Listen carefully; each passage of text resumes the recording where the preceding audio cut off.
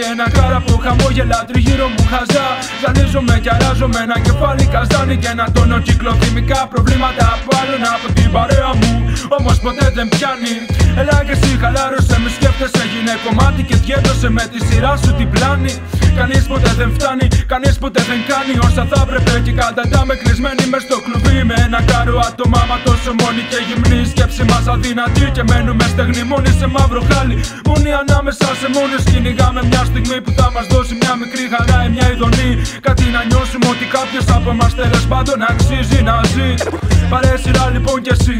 Κατάλαβα νωρίς ότι είμαστε μικροί και λέμε πολλά και μεγάλα. Άδεια κεφάλια, αυτοκτόνα ή βολέψου κάνοντας ένα παιδί. Το παραμύθι κάπου έχει ξαναπεχθεί. Μια φθήνουσα πορεία προς την ανθρώπινη βλακεία κι ανία και για την ιστορία.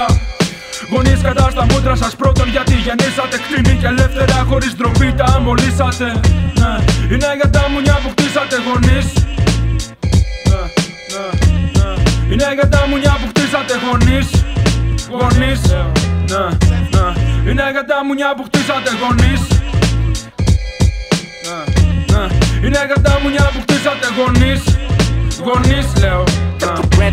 Randomly flip on bystanders, blowing up the spot. Randomly flip, take control. Represent.